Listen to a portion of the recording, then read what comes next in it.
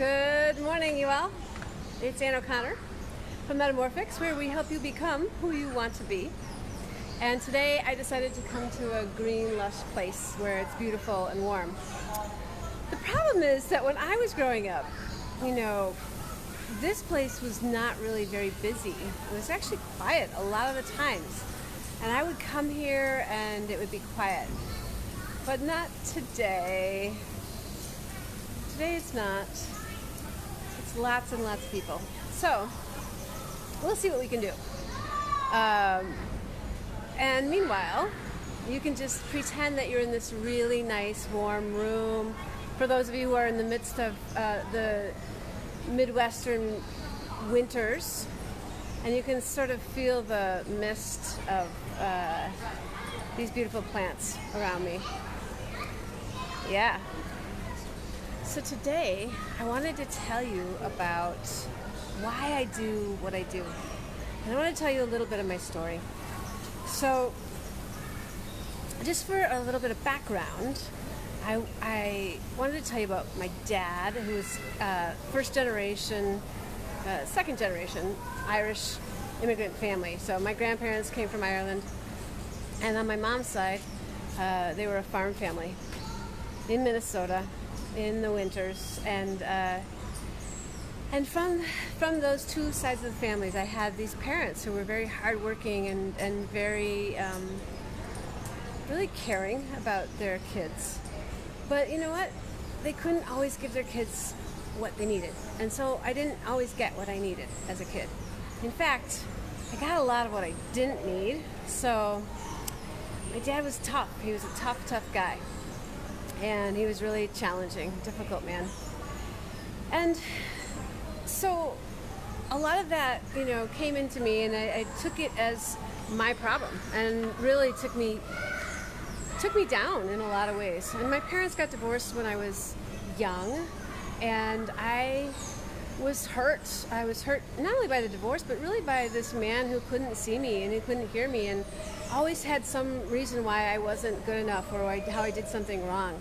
And I took all of that in, and I started hanging out with some kids in about 12 years old. We started drinking from our parents' liquor cabinets. And so I went down this path that was really challenging and really difficult and very tough.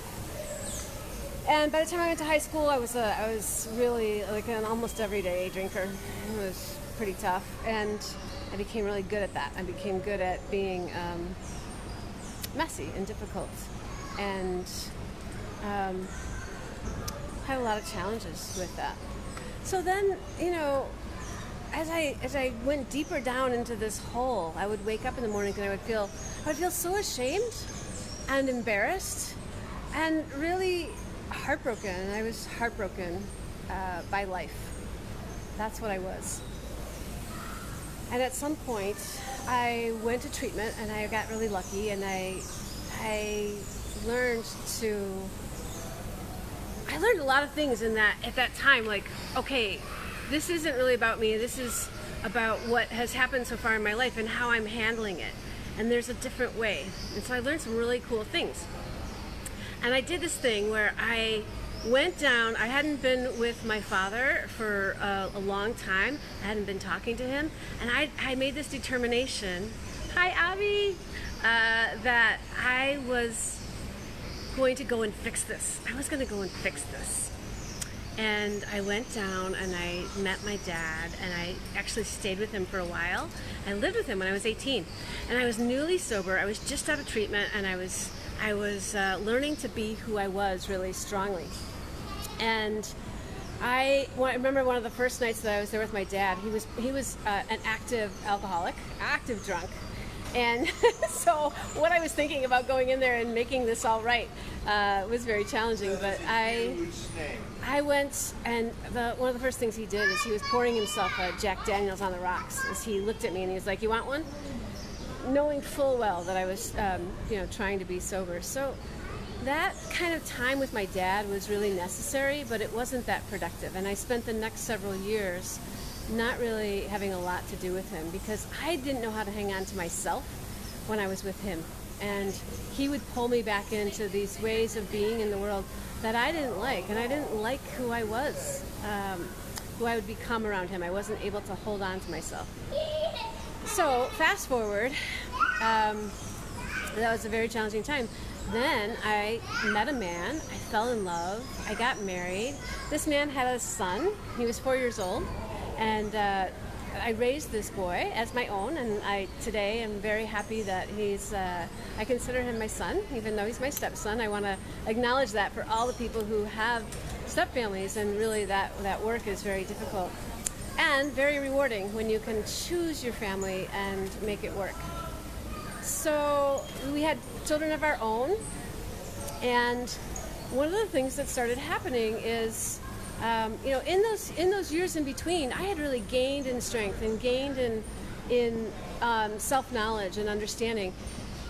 And so I felt really strong when I got divorced. So I was committed to not doing the same thing. I was not going to make the same mistakes as my parents. I was going to give my children what they needed. I was going to be clear about giving them love and affection.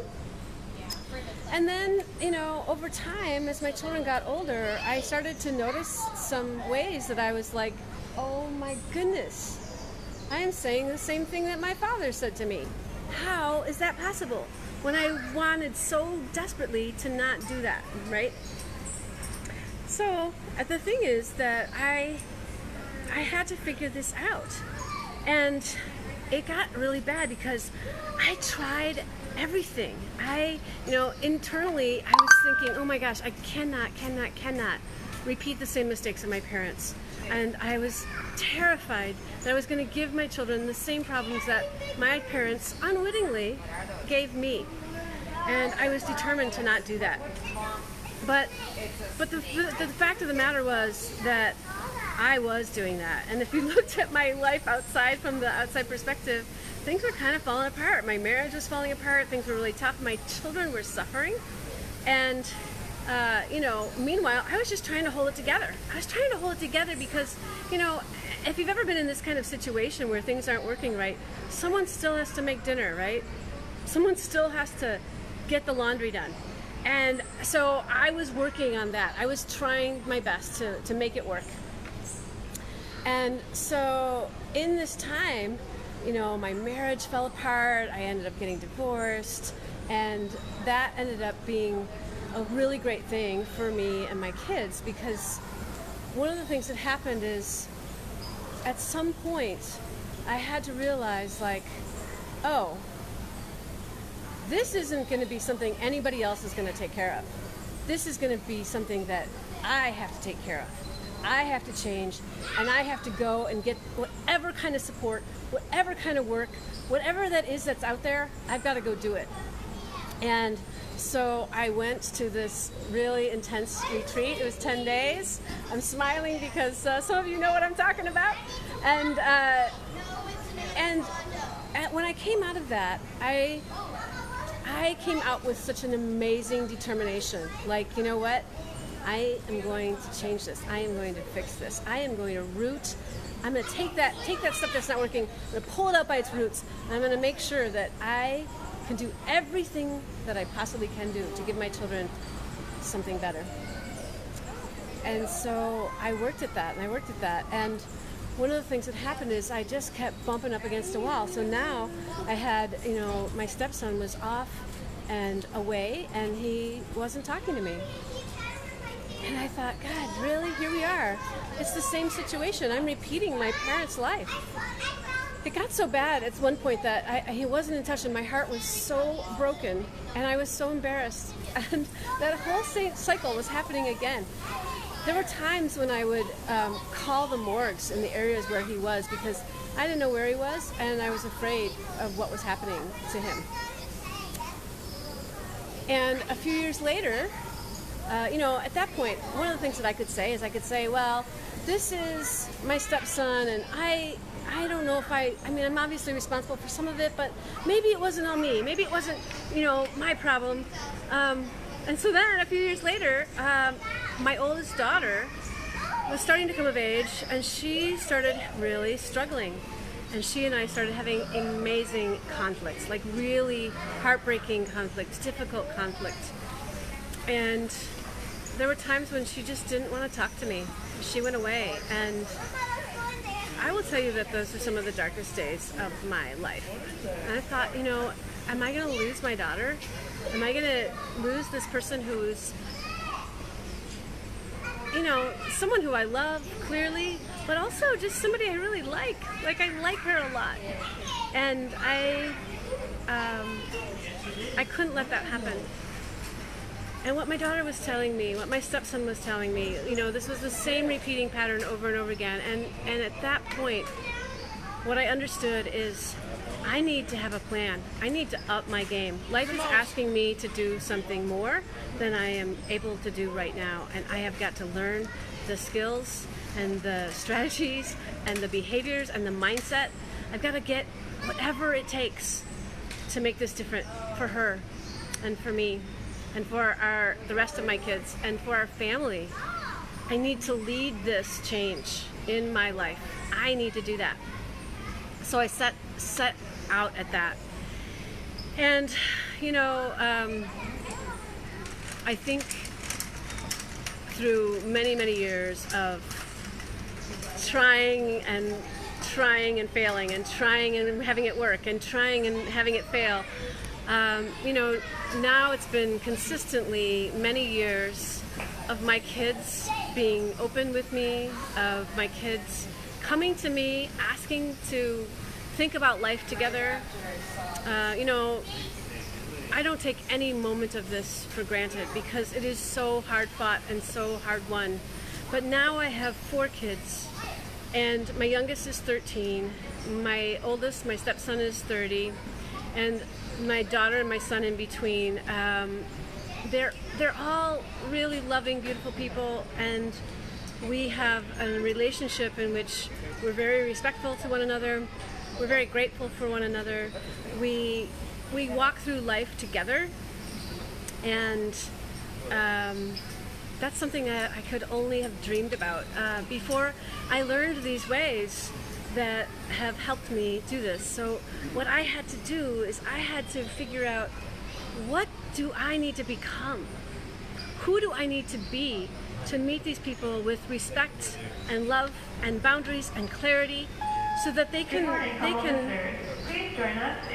respect me, they can love me, but also I can see them, who they are.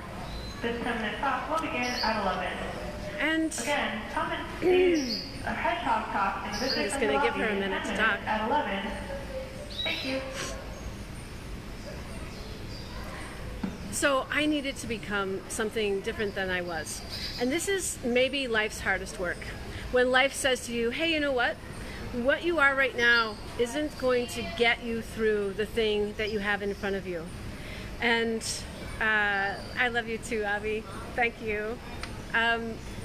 And so life also gives us the opportunity to do something different, to do something better, right? And we can do that.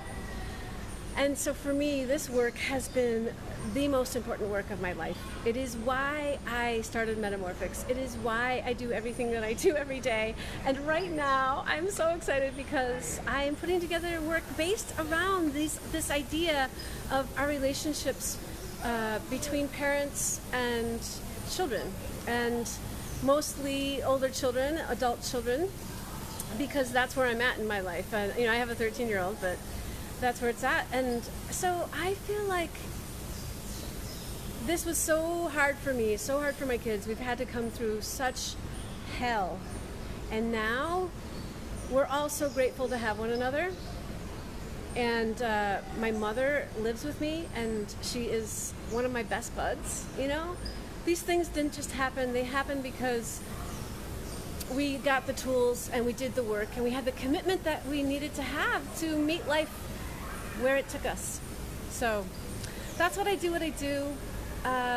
That's why I'm out here every day on these Facebook Lives and in bizarre places doing them. And I just want to thank you for being here with me on this journey. It's been so gratifying, and I want this for other people. I want them to have this, because these relationships with our parents and these relationships with our children are they're the essence of life, and they're the things that matter to us most. They're the relationships that shape us, they form us. They're the relationships that we push against. They're the relationships that pull us forward. They're the relationships that test us. They're the relationships where we can give our very best if we are prepared to do so. So I want to share some of what I've learned on that, and you can look for an offering that I'll have coming up in the coming weeks. And for today, I just want to say that, loving yourself and loving your kids is the biggest and best privilege that we can have in this life. So I wish that for you. I wish that for all of us.